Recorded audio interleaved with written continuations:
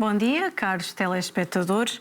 Hoje no programa Manhã Viva temos a honra de explorar a vida e a obra de um santo que deixou uma marca indelével na história da Igreja, Santo Afonso Maria de Ligório, o fundador da Congregação do Santíssimo Redentor, mais conhecidos por redentoristas.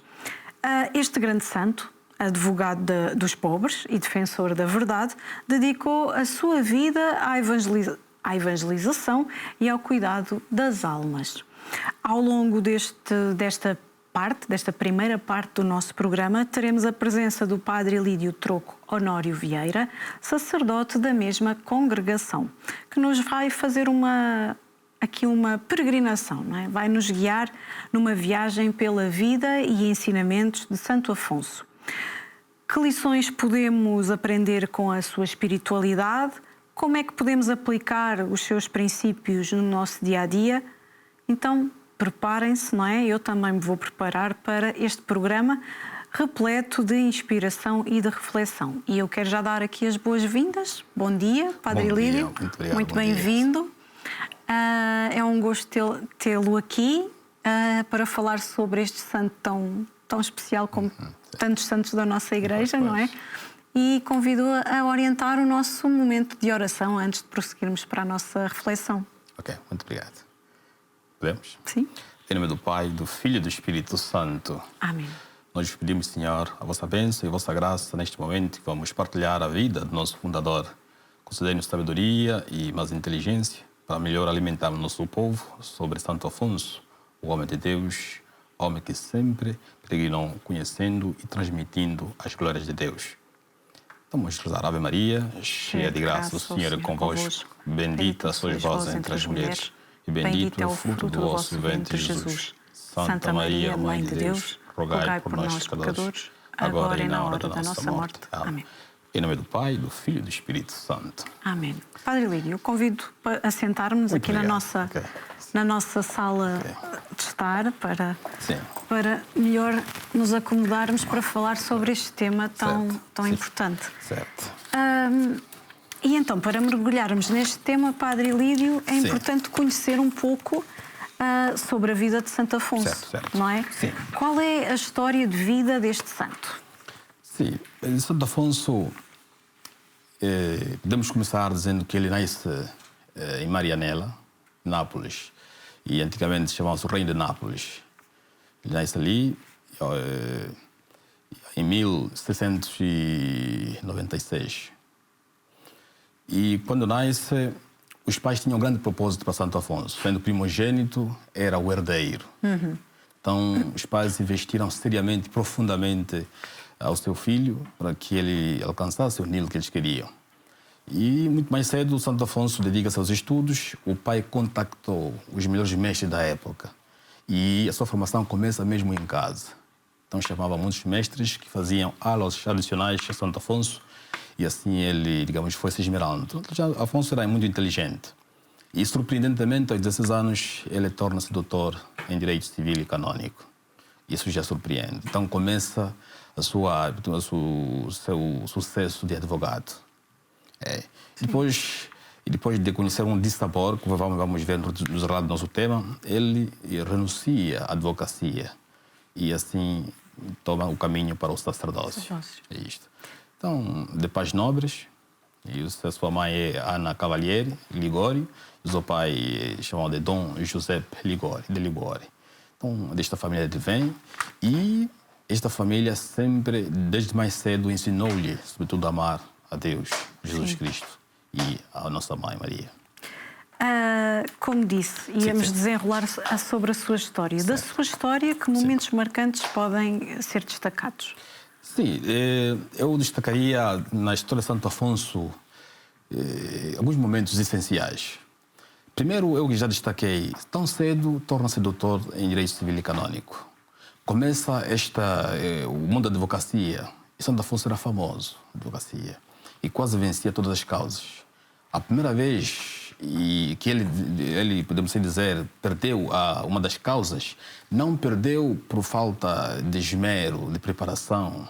Ele preparou muito bem a sua causa, a quem defendia. Na altura, ele notou que havia uma corrupção política que influenciou os juízes a tomar uma decisão contrária.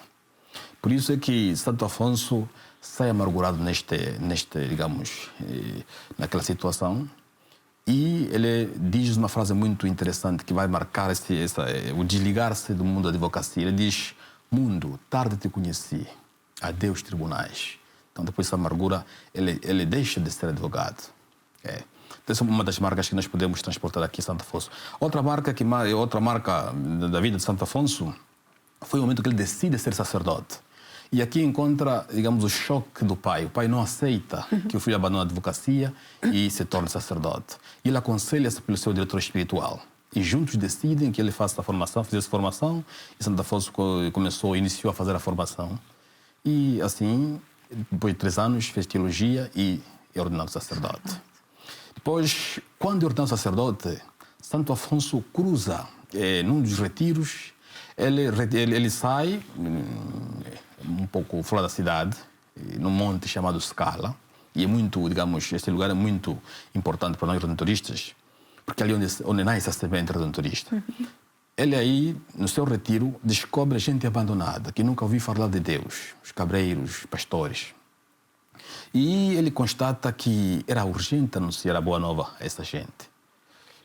Então, ele sai da cidade, e havia muitos sacerdotes na cidade, então ele dá um privilégio a anunciar a boa nova a essa gente. Então, ali, depois de começar a missão, Santo Afonso, uma das partes marcantes que eu quero assinalar, ele funda as capelas do entardecer, as capelas noturnas. E ali é onde faz, podemos dizer, brilhar o rosto de Deus. O anúncio de um anúncio mais intenso, vive essa oração, escuta da palavra, e assim por diante. Exato. E outro momento que eu posso dizer como último destacar, são muitos, eu vou dar os essenciais, é quando Afonso ele funda a congregação. Sim. Depois de um determinado tempo, é eleito bispo. Santo Afonso ele negou, justificando que não tinha saúde e também a idade já se veia ia um pouco avançada. Mas, na insistência, ele obedece ao Papa e aceita ser bispo de Santa Maria dei Goti, dos Gotos, na região de Nápoles. Sim. Então, ele torna-se bispo e desliga-se da congregação para assumir a diocese. Sim. Isso também custou a Santo Afonso. Mais tarde, ele volta na congregação. Então, são os pontos mais marcantes que eu posso assinalar de Santo Afonso. Podemos também falar dos desafios, principais desafios que Afonso enfrentou na sua missão? Sim. Na sua missão, Afonso, um dos primeiros desafios que Afonso encontrou na missão era os meios, como chegar até essa gente. Sabeis muito bem que na época usavam-se os cavalos. Os cavalos eram um sinal da nobreza. Então, era para ter esses meios. E depois também o pessoal para ajudá-lo na transmissão da Boa Nova. São um dos grandes desafios. Por isso é que ele funda a congregação em 1732. Para quê? Para que esses missionários tivessem um estilo próprio para anunciar a Boa Nova a essa gente abandonada, gente distante, gente que não ouviu falar de Jesus, para que ele tivesse acesso à salvação, acesso a esta grande palavra, Boa Nova de Deus.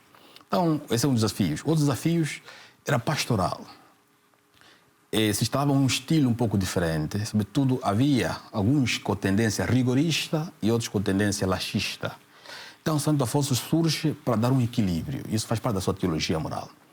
Este equilíbrio, digamos, ele mostra o rosto misericordioso de Deus. E também ele diz que não é que nós deixemos andar tudo, não.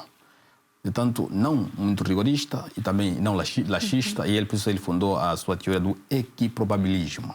Então, em Santo Afonso, aí está a sua singularidade. Então, os desafios foram tantos que alguns que até, digamos, ele travou alguns debates também, sobretudo com alguns intelectuais jesuítas, não só.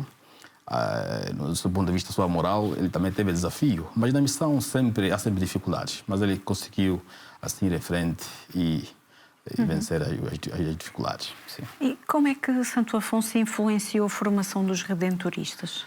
Bem, eu começaria por dizer que Santo Afonso, uma das grandes influências, nós somos influenciados, somos influenciados e seremos sempre influenciados pela espiritualidade redentorista. Por quê? O redentorista é aquele que traz na sua vida, na sua história, as marcas do Redentor, as marcas de Afonso, claro. E nós, a nossa espiritualidade, nós bebemos na nossa Constituição. Santo Afonso, ao fundar a congregação, deixou ele ter essa Constituição como uma regra de vida da nossa congregação. E ali onde dimana tudo aquilo que deve caracterizar o redentorista.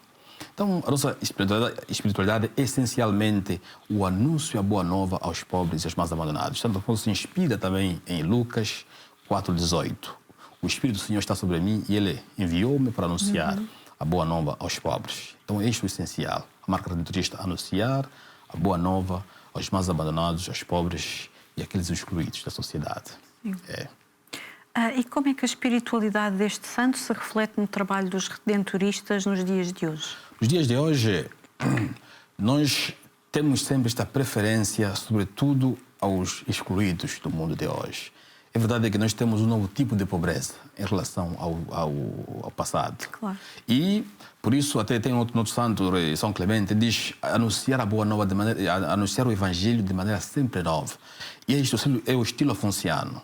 Nós nos adaptamos. Hoje, nós estamos também no meio de comunicações, em emissões populares, mas o nosso foco é sempre anunciar a boa nova àqueles que nunca ouviram falar de Jesus, nunca ouviram falar de Deus, aqueles que ouviram mal, aqueles que foram abandonados, nós ali vamos sempre, digamos assim, levar a boa nova. E a nossa marca é sempre levar o amor redentor. Sim. O amor redentor, exato. E adequar-se sempre à vontade de Deus. É isto. E ele, Santo Afonso, uma das suas marcas dizia, o redentorista deve ser, quando está na comunidade, é um monge na comunidade e apóstolo fora.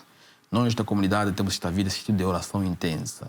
Vamos ganhando energias para depois ir transmitir, partilhar com o povo. Então, esta é a nossa marca. Podemos assim assinalar aqui. Sim. Exato, sim.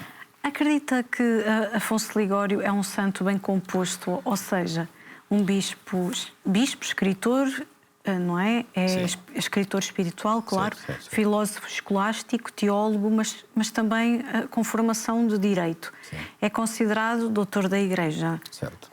Com um currículo extenso, que mais o distingue de outros santos da Igreja? Sim, eu diria que Santo Afonso, começaria a poder responder esta questão, que o seu grande interesse pelos pobres, sua sensibilidade ao sofrimento humano e a sua humildade singular, suas lutas pela justiça e equidade, sua criatividade pastoral o distingue de outros santos. Ali está a distinção de Santo Afonso. Afonso faz tudo que é ordinário de maneira nova. Isto que o distingue de outros santos. O encontro com essa gente pobre podemos dizer, foi um dos grandes sinais que marcaram Santo Afonso. Então, Santo Afonso, ele podemos dizer, distancia-se dos outros santos com o seu estilo próprio. Ele traz um novo estilo. Mesmo quando eu falei das capelas do entardecer, era uma novidade. E até hoje, na altura que ele morre, deixou 72 capelas do entardecer e mais de 10 mil pessoas que, digamos, participavam nestes encontros. Então, um estilo próprio. E outro estilo que também diferencia uma marca muito profunda são as missões populares, missões intensas. E uma paróquia, uma diocese pode convidar-nos e nós podemos tomar uma parte da paróquia ou várias, fazendo uma evangelização intensa, pode ser uma semana ou duas. E ali faz-se a missão, oração, missão intensa, sobretudo com os jovens, com as crianças e com os adultos. E com as crianças temos a missãozinha. Com os jovens vamos dar a formação, vamos ter o contato mais próximo da palavra, vamos fazer a situação emergente da atualidade dos jovens e sempre buscar os jovens, aproximar os jovens de Jesus Cristo. Fazê-lo conhecer e saborear a misericórdia abundante do nosso Deus, nosso Redentor. E também aos adultos, e uma missão também inclui bênçãos, inclui a bênção de carros, bênção das casas, bênção da visita familiar aos doentes. Então, uma missão intensa. E a cada tarde, aí chega as capelas do entardecer. Faz-se uma evangelização intensa, a pregação da palavra. Escolhe-se um devido texto bíblico e a partir dali vai se mover, digamos, vai se articular o discurso sempre para aproximar a gente de Deus, a gente, e transformar os corações dos homens. Então, esta é a nossa grande marca. Estava aqui uma reflexão minha, sim. que a tal desgosto dele no direito, não é? Daquilo que ele viveu. Exato. No fundo, esta missão que o Senhor lhe entrega é uma formação de consciência, não é? Sim, exato. Pois. Também. Exato. É formação de consciência. Porque também na sua teologia, podemos destacar, ele já na sua teologia ele fala muito da consciência. É preciso trabalhar a consciência do homem. E por isso que ele, mesmo, só assim um acrescento, né? Santo Afonso, olhando aos rigoristas e aos laxistas, ele, no confessionário, teve uma dimensão muito singular. Diz assim, o sacerdote no confessionário deve ser pai, juiz e médico. Médico, juiz e pai. Médico para curar a alma da gente aí no confessionário, para cuidar da alma. Ele escuta o problema e ter como ajudar a pessoa a sair daquele problema. Juiz, não para condenar, mas juiz no sentido de ajudar a pessoa a fazer o discernimento profundo diante de Deus. Pai deve mostrar o rosto misericordioso de Deus, porque naquela altura havia um rigorismo intenso nos confessionários. Era como se fosse um furacão, então a gente saía um pouco exato. Mas ele introduz esta dinâmica nos confessionários. Então também o distingue. Então, Santo Afonso era o grande mestre de dirigir as consciências. Por isso que ele é chamado e foi, digamos, foi proclamado como doutor dos moralistas confessores da Igreja. Assim, padroeiro dos confessores e moralistas da Igreja. Sim. Então, tudo isto, seu cunho, podemos dizer, claro, pastoral da teologia e tudo isto. E nisso se pauta o ser um pensador tão inovador, não é? Tão inovador, pois. Sim. Muito inovador. Como é que Afonso Maria de Ligório lidava com as críticas e oposições que enfrentou durante a sua vida? Sim, olha, Santo Afonso, ele realmente teve muitas críticas. Porque basta começar a trabalhar para ter críticas. E a sua novidade também suscitou críticas. Mas aos poucos foram entendendo Santo Afonso. Não é de repente que entenderam Santo Afonso. Então, ele, sobretudo, mesmo na sua teologia, ele trava alguns debates com os jesuítas que eles questionavam a teologia moral de Santo Afonso. Uma moral profundamente pautada na busca incansável de Deus e uma moral que nasce da prática pastoral. Portanto, ele, ao introduzir este equiprobabilismo, onde Santo Afonso ele vai colocar a tônica da misericórdia de Deus, muitos eles não olharam muito bem Santo Afonso. E, com certeza, quanto às críticas, Santo Afonso, o que é que ele fazia? Há uma crítica positiva e ele via que realmente a crítica era justa, ele aceitava e crescia com aquela crítica.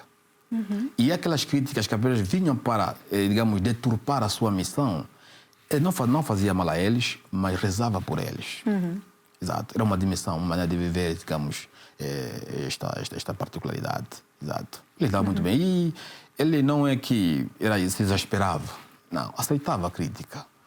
Mas ele sempre transportava isto na oração. É isto que é Santo Afonso. Pois.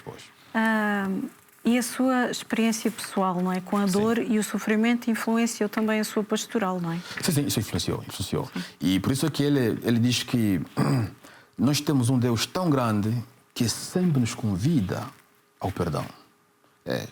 E Santo Afonso é alguém que, podemos dizer, o seu gesto pastoral, o seu estilo é um bálsamo, sobretudo, para aqueles que carregam tanta dor na alma, no corpo. Então, Santo Afonso era uma presença suavizadora da gente. Exato. Sim. Quais são algumas das práticas espirituais que ele recomendava para fortalecer a vida da fé dos fiéis? A primeira prática mesmo que Santo Afonso fazia, até eu trouxe aqui este livro, talvez aqui, a oração. É a oração. A primeira é a oração mais intensa. Ele diz assim, a oração nos aproxima de Deus. A oração, Santo Afonso diz que tem aquela famosa frase assim, quem reza se salva, quem não reza se condena. E Santo Afonso diz assim, a oração é o grande meio para a salvação. É o grande meio que nos aproxima de Deus para a nossa salvação. Isto é fundamental. E na oração ele incentiva, convida os cristãos a fazer visitas ao Santíssimo Sacramento. O amor à Eucaristia. Depois também Santo Afonso, isso até podemos aqui referir, ele também incentiva a fazer visitas à oração à Nossa Senhora. Santo Afonso foi um grande devoto à Nossa Senhora. Por isso, nas suas obras, se já com certeza tem um contacto, nas suas obras, uma das maiores, mais lidas, mais conhecidas são as Glórias de Maria. Sim. A sua teologia moral, as Glórias de Maria. A prática, eu também tenho esta aqui, a prática de amar a Jesus Cristo. São uma das mais famosas. As visitas ao Santíssimo Sacramento e à Santíssima Virgem. Então, Santo Afonso convida a gente sempre a ter mais tempo na oração. A oração nos incentiva. A oração não só nós ganhamos a salvação, mas também nos faz mais fortes e firmes na fé. Sim. Pronto, sim. Em relação à abordagem da moralidade e da ética, sim. não é? Ele diferencia-se muito de outros teólogos da sua época, não é? Já falámos sobre isso. Pois. Que importância teve a sua obra literária para a Igreja? A sua obra, até hoje, é muito importante. Mesmo o que levou, podemos dizer, nós redentoristas criamos a nossa Academia Alfonsiana em Roma, foi a partir do pensamento profundo da teologia moral de Santo Afonso. Por isso, na academia hoje, e também eu sou lá estudante até agora, estou a fazer doutoramento, a academia é um grande sinal, o símbolo mais profundo onde se articula o pensamento da teologia alfonsiana. E o seu pensamento teológico, podemos dizer, é de uma dimensão profunda. Santo Afonso, ele constrói a sua teologia partindo das práticas pastorais. No dia a dia, ele constata um problema pastoral e ele vai, digamos assim, construindo um pensamento moral para resolver aquele problema. Então, é isto que é a teologia, é isto que é a teologia moral de Santo Afonso. Então, hoje, na Igreja, a moral alfonsiana tem uma grande força. E o reconhecimento da Igreja foi mesmo de elevá-lo como doutor da Igreja. E o Papa Pio IX, se não me engano, em 1871, ele proclamou Santo Afonso como doutor da Igreja. Isso é um reconhecimento da sua obra teológica. E hoje, a moral de Alfonsiana é incontornável. Incontornável porque, sobretudo, quando ele aborda a consciência. Santo Afonso, ele diz que é preciso cuidar deste santuário. Mesmo a Gaudium et Spes, número 16, lá onde fala da consciência como santuário profundo do homem, aquilo é um pensamento de cunho, digamos assim, alfonsiano, redentorista. Sim. Embora Ehring, que faz expressar este seu pensamento, mas bebe Santo Afonso. Santo Afonso fala da consciência. Ele fala da consciência errônea, a ciência farisaica. É preciso formar a consciência. Existe vários tipos de consciência. É preciso formar o homem, porque naquela época havia muito escrúpulo. Claro. E até Santo Afonso diz que é interessante que eu, no princípio da minha conversão, também não escapei do escrúpulo. Mas isto levou-me, digamos, a um bem maior. Então era normal, havia muito escrúpulo e havia esse pecado quase em todo lado. Em todo lado, sim. E ali onde Afonso diz, não é assim. E Deus não é assim. Sim. Então ele introduz uma maneira mais, digamos, diferente e dinâmica de olhar para o homem, olhar para a pastoral e assim construir, vamos dizer, uma vida mais saudável. Daquilo que já conversámos, muitos ensinamentos, não é? Sim. De Santo Afonso podem ser aplicados à vida paroquial, certo. Não é? Sim.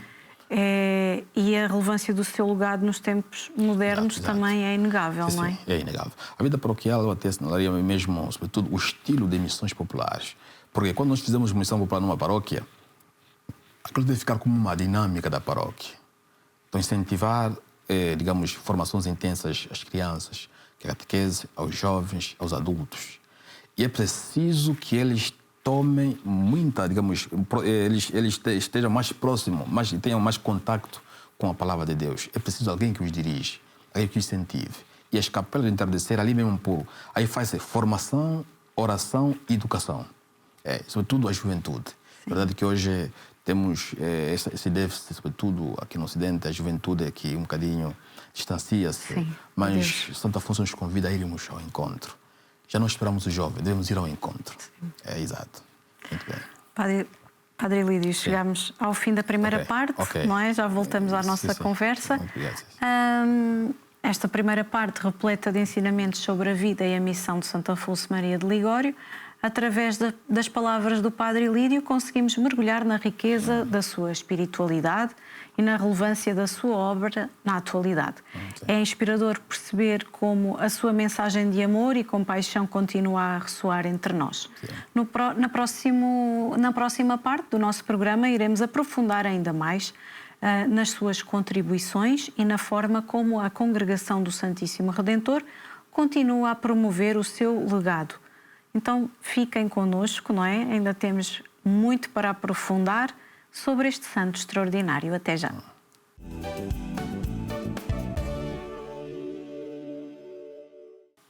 Bem-vindos de volta ao Manhã Viva e nesta segunda parte continuamos a nossa conversa com o Padre Ilídio Troco Honório Vieira, não é? Na qual se irá explorar mais especificamente acerca da espiritualidade de Santo Afonso Maria de Ligório e como é que esta espiritualidade se manifesta no trabalho pastoral e social da Congregação do Santíssimo Redentor. O que é que podemos aprender com a sua abordagem pastoral?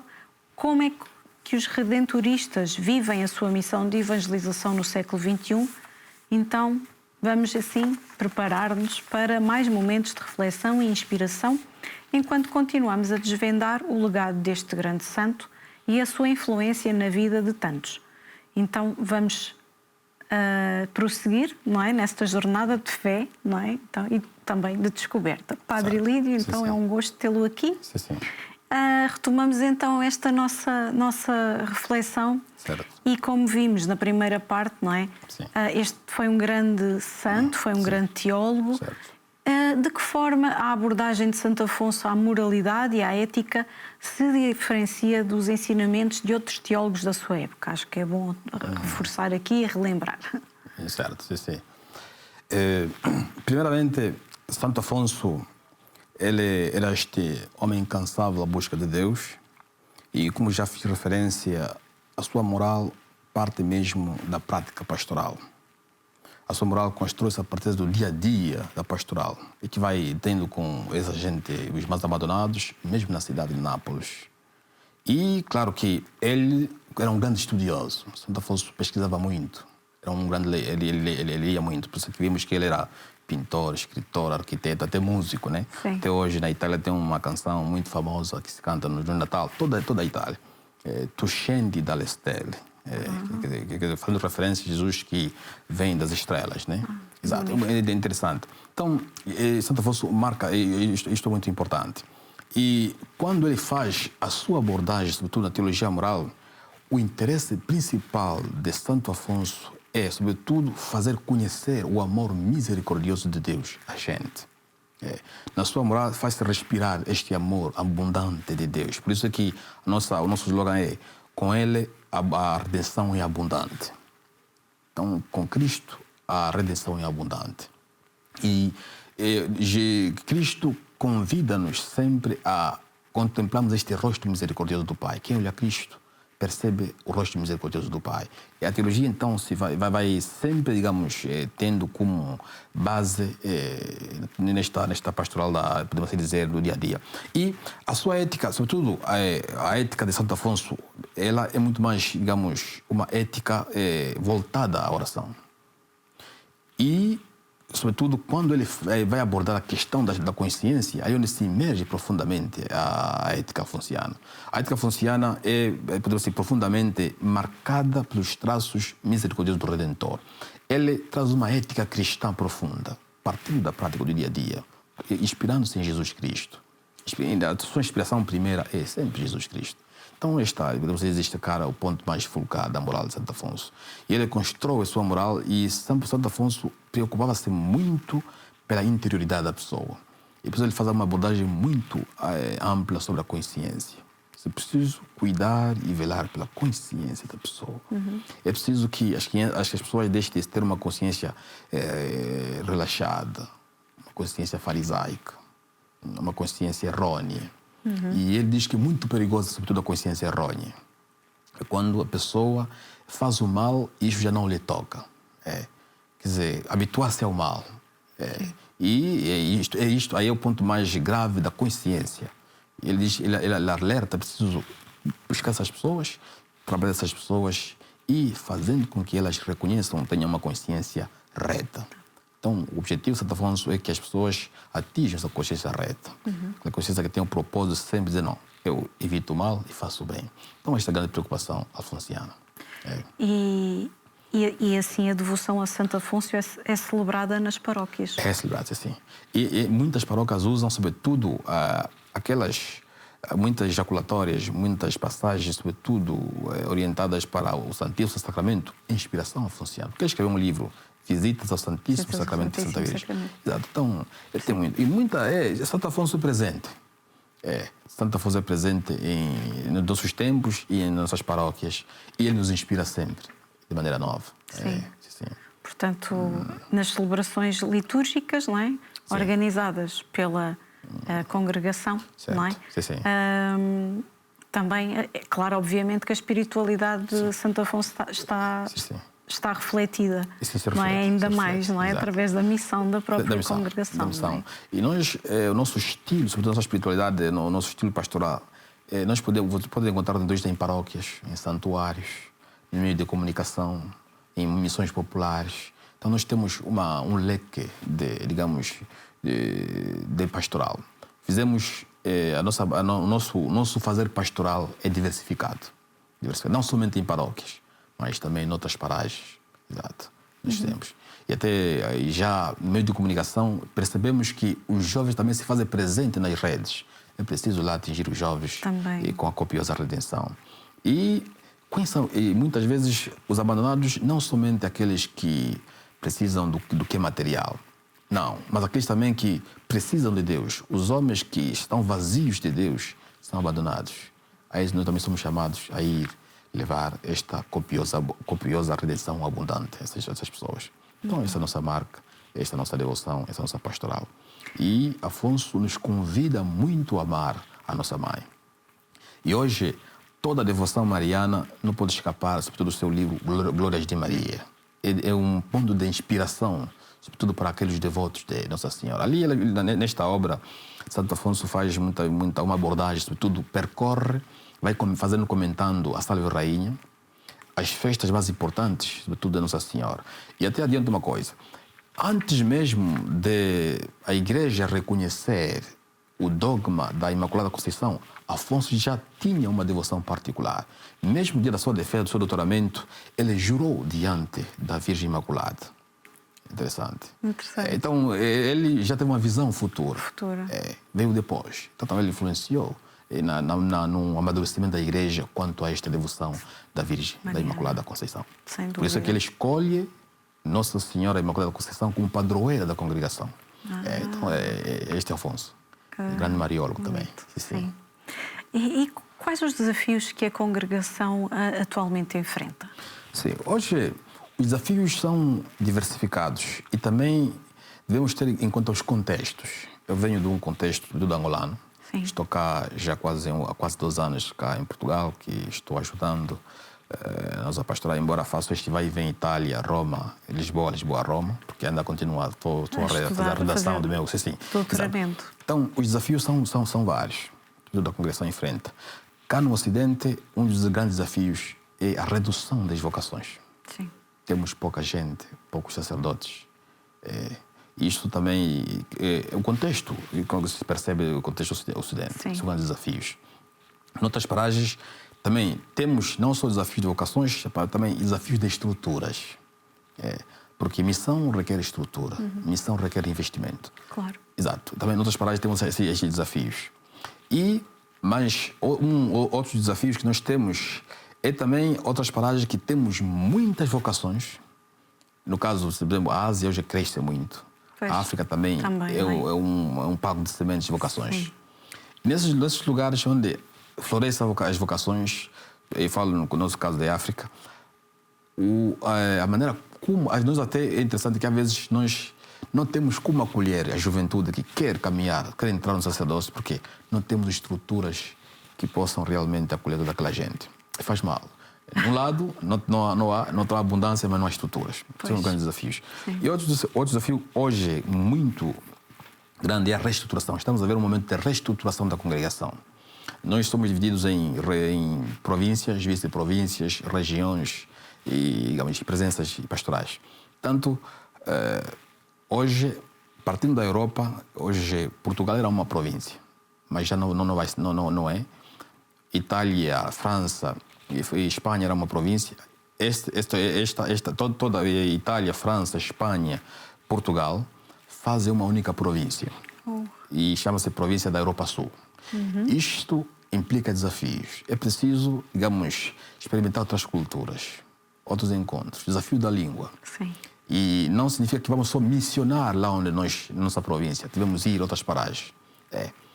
Não sei, eu, por exemplo, a minha missão, não sei se depois daqui vou a outro país. Então, temos de estar disponível a missão.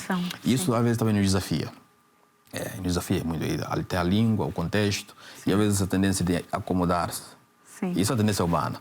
Mas este é um dos grandes desafios. A reestruturação hoje, eu posso dizer que 60% já está a caminhar a bom termo. E ainda os outros, a outra porcentagem ainda é preciso, veremos, é um desafio sempre a enfrentar. Claro. São esses desafios grandes hoje. Sim. Mas estamos sempre felizes, como eu vou só trazer o traço característico da espiritualidade redentorista. Ali é a Constituição número 20. Diz assim: fortes na fé, alegres na esperança, fervorosos na caridade, inflamados no zelo, humildes e sempre dados à oração, os redentoristas, como homens apostólicos e genuínos discípulos de Santo Afonso, seguindo contentes a Cristo Salvador, participam do seu ministério e anunciam-no com evangélica simplicidade de vida e de linguagem, pela abnegação de si mesmos, pela disponibilidade constante para coisas mais difíceis, a fim de levar aos homens a copiosa redenção. Então é isto, este é o redentorista. Mesmo que os desafios são tantos, nunca perder a alegria, a esperança. É interessante, Santo Afonso, estamos no Jubileu da Esperança. Santo Afonso, ele sempre também falou da esperança. Então ele nos incentiva a sermos firmes, alegres e fortes na fé. E essa é uma parte da espiritualidade de Santo Afonso faz parte, que pode ajudar exatamente na vida cotidiana das pessoas. Esse que nos trouxe. Constituição número 20. Não é? Constituição número 20. Número 20. É uma regra de vida nossa. Exatamente. Qualquer pessoa pode ser inspirada. É inspirado.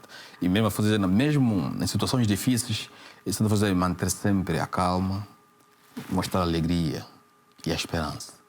Exato. Então, uma esperança deve ser também podemos dizer, uma alimentação, uma força galvanizadora para nós irmos em frente. Então, diante desses desafios todos, estamos firmes e fortes na fé. Sim. Exato. E já falou aqui de muitas realidades, não é? Da qual a congregação está a caminhar para se adaptar.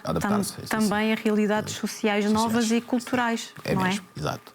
Isso requer. Porque o redentorista, ele, querendo ou não, vai cruzar com várias culturas, várias realidades. Porque o redentorista não é só chamado a trabalhar num só lugar. Não preciso de aldeia a aldeia. Por exemplo, tem uma canção de aldeia em aldeia, em todo lugar, ir anunciar a redenção. Então, de país a país, de região a região. E eu, por exemplo, fiz os meus estudos, apenas fiz em Angola o início e a filosofia, mas o resto tudo fiz fora. Fiz o noviciado em Burkina Faso e depois também fiz a teologia em Congo-Kinshasa. Então, são realidades muito diferentes. E isso também já nos prepara para a missão. Claro. Exato. É verdade que cada realidade é difícil. Às vezes quando te pede uma missão, é verdade, nós aceitamos todo grado, mas há sempre aquela parte humana de bem, o que é que vai ser? Mais firmes e fortes na fé. E depois Itália e Lisboa. Sim, Itália fui estudar, completamente diferente. É diferente, não, é contexto muito diferente. A África, a Europa são coisas diferentes. Sim. Exato, coisas diferentes. Mas há sempre a alegria. Interessante, cada povo tem sempre a alegria de nos transmitir. E aprende-se sempre com cada povo. Cada povo tem as suas riquezas. E por isso que eu digo que viajar, como diz o livro da sabedoria, viajar é uma grande ciência, uma grande conquista de saber. Aprende-se muito com a humanidade, com muitas culturas. E atualmente, que iniciativas sociais a congregação desenvolve? Sim.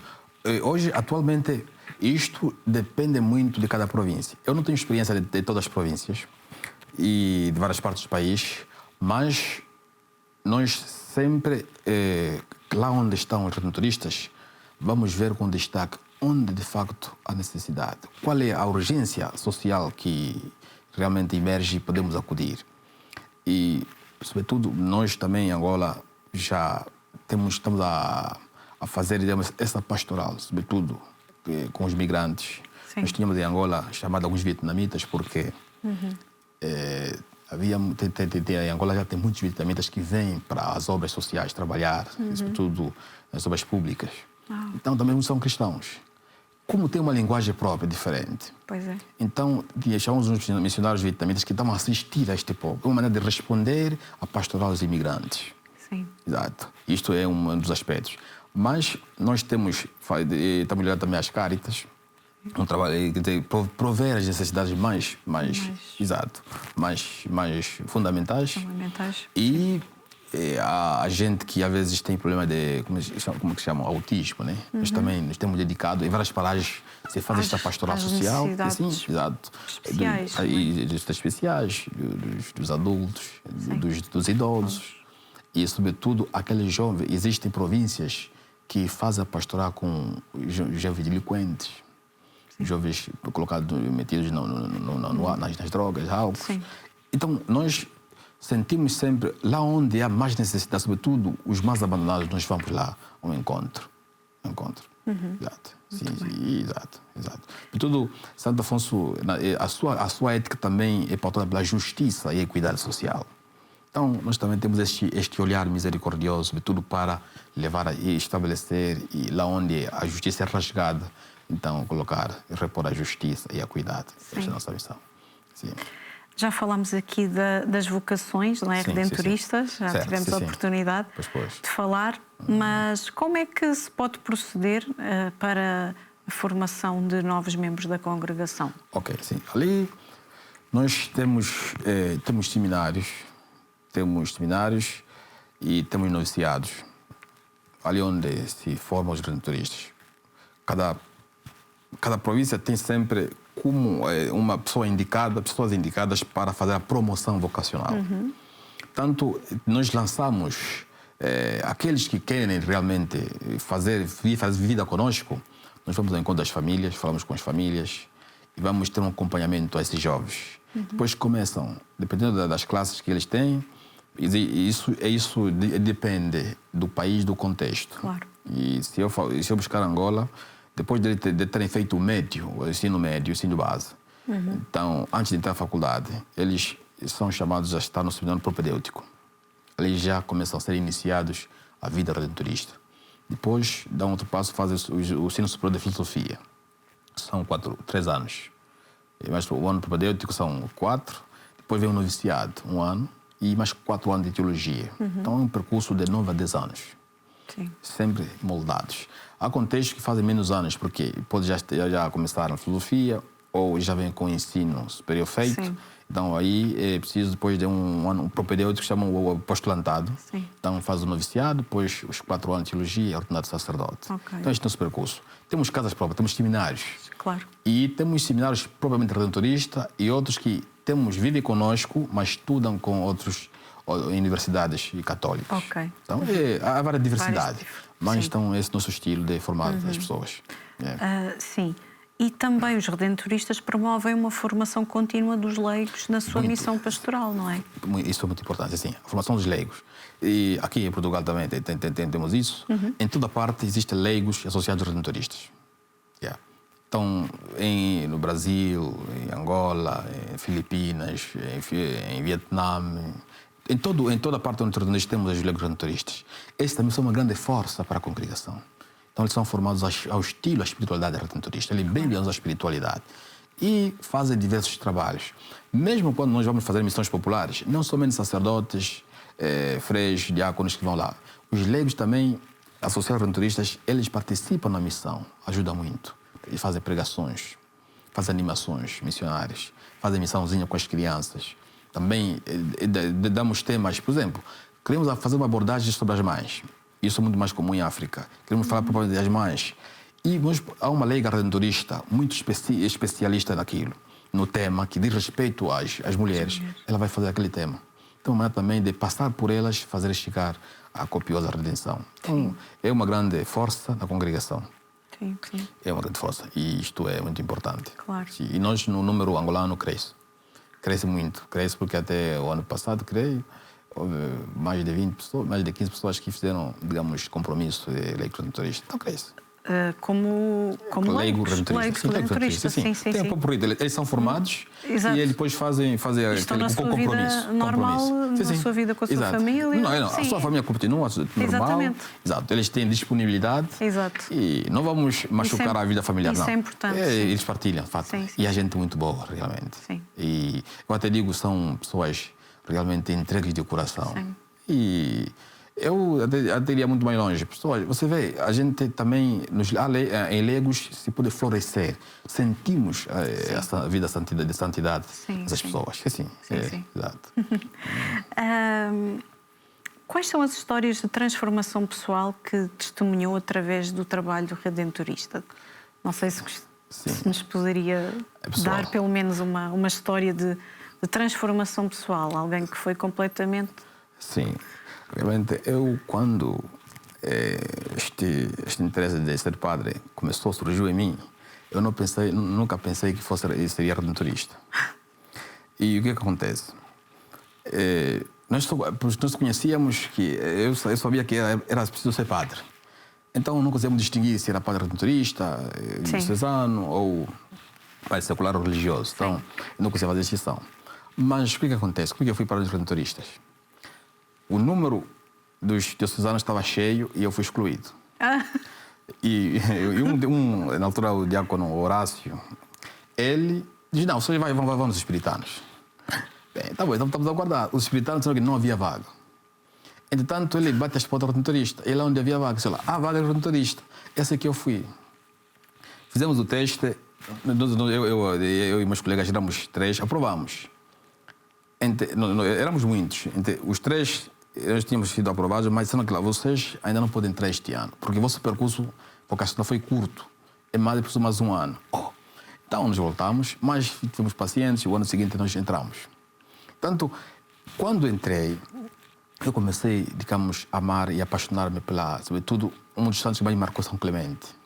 Porque São Clemente, quando eu li a vida de São Clemente, eu me revia a mim. Exato. Ele foi padeiro, eu também já fui padeiro. Ele perdeu o pai cedo, eu também perdi o pai cedo. E o estilo próprio do santo me dizia muito. Isto cada vez mais me foi transformando e me dando mais paixão para ir em frente. É verdade, não é fácil ser seminarista, sobretudo em África e Angola. Muitos desafios. E eu tive muitos desafios, sobretudo. Mesmo também desafios familiares. Eu preciso também que a família para custear um bocadinho os estudos. E a minha mãe teve dificuldades, mas a congregação foi muito generosa para comigo. Isso eu reconheço e sempre vou reconhecer. Portanto, é ali onde surge essa paixão.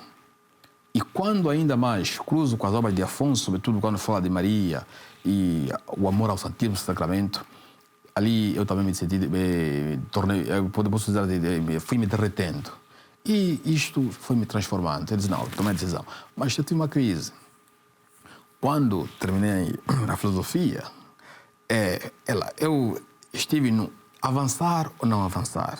As crises surgem sempre. Claro, até elas fazem parte. O que é que me salvou? Muitas vezes, aquilo foi mais de uma semana, eu sempre fazia visita ao Santíssimo Sacramento, pedindo que Jesus me ajudasse a discernir qual seria a minha via, ou o sacerdócio, ou então deixar. Mas é sempre uma luz que surge. E ali onde eu ganho, digamos, esta esperança, esta força de continuar. Interessante. Mesmo a minha mãe, quando eu fui de férias, disse, não, vai em frente. Uma das pessoas que me incentivou. Porque alguns puxavam atrás, não deixa isto. Eu não quero aqui, digamos, exaltar, mas eu tinha muita tendência à matemática. E tive um professor que lhe convidou-me e disse, não, você tem de continuar a matemática. Você não pode estragar se você é sacerdote. Mas eu disse lá, de fato, eu sinto que há mais força para nesse lado do que neste. Então, assim fui. E assim fui caminhando. Como diz também o nosso fundador, certo. Nada é coincidência, tudo é providência. Exato, não é? é tudo providência. Por exclusão das situações do ordinário da vida. Disseste muito bem, é mesmo, nada é mesmo providência. É O verdade. seu lugar Foi por providência. era aí e foi-se Foi por providência. Exato. Certo, sim, sim. encontrando, não é? E depois fui-me encontrando comigo O mesmo. céu também nos Exato. ajuda com a nossa Exato. história, não é? Sim, sim. E outra crise que eu tive no noviciado, no Burkina Faso. Eu tinha sempre aquela força de avançar. E sentia, eu disse, não, eu vou ser padre. Mas eu fiquei por 3 vezes cair doente. E isto enfraqueceu-me muito. Entendo. Eu dizia, numa das minhas meditações, eu dizia, meu Deus, se realmente cair a 4ª vez doente, eu vou abandonar. Sabe o que aconteceu? Eu nunca mais fiquei doente. Então terminei tranquilamente. Então são sinais que foram, digamos, Sim, fui tendo. sim. Exato. É mais ou menos isso mesmo. Então, este É contacto. isso que vai sobretudo, dando, exato. vai fortalecendo isso, o caminho. Sim, exato. E sobretudo quando eu deixei-me guiar essa fase, essa voz que a oração é o grande via para a salvação e a grande força para a nossa caminhada. Tá? Então isto também nos foi dando coragem e força. E fomos tocados pelo Redentor. É mesmo, foi Exato. mesmo. Sim, sim, É foi. sempre tocado pelo Redentor, não é? Exato. Somos sempre. Graças a Deus. É isso, sim. Padre Lídio, chegamos Ok. ao fim do Sim, nosso sim. programa. Foi muito bom Obrigado. podermos refletir sobre a vida deste Afonso. Santo Afonso, Pois. da missão redentorista Redentorista, sim. e do seu testemunho. Exato. Não é? Muito obrigado. Então, foi um Exato. gosto tê-lo aqui. Muito obrigada. Exato. Obrigado também do coração. E Obrigado. Deus abençoe a sua missão. Muito obrigado. Obrigado. todos Então, vós. E obrigado também pelo convite. É pela primeira vez que eu venho cá e é sempre, digamos, um motivo também de alegria e não só. É de sempre partilhar bem-vindo. aquilo. Exato. Muito obrigado. Sinta-se em casa. Obrigado. Sim. Muito bem. E é assim, concluímos este nosso Manhã Viva de hoje, onde exploramos a profunda espiritualidade e o legado de Santo Afonso Maria de Ligório. Guiados pelo Padre Lídio, não é? A vida e ensinamentos continuam a inspirar gerações e é reconfortante saber que a missão dos redentoristas está viva e ativa no mundo de hoje.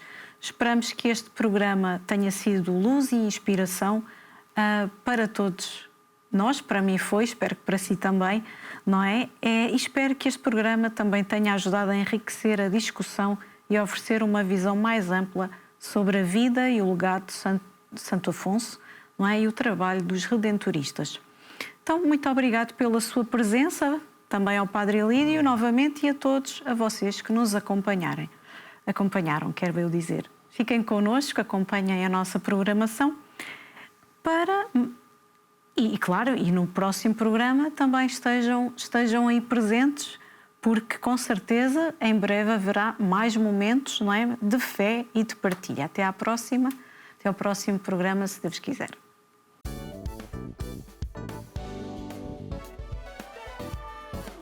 Se gostou deste programa, clique aqui na nossa playlist aqui em baixo para ver outros episódios. Se ainda não subscreveu o nosso canal do YouTube, faça-o já clicando neste botão aqui do lado e será logo o primeiro a saber todas as novidades.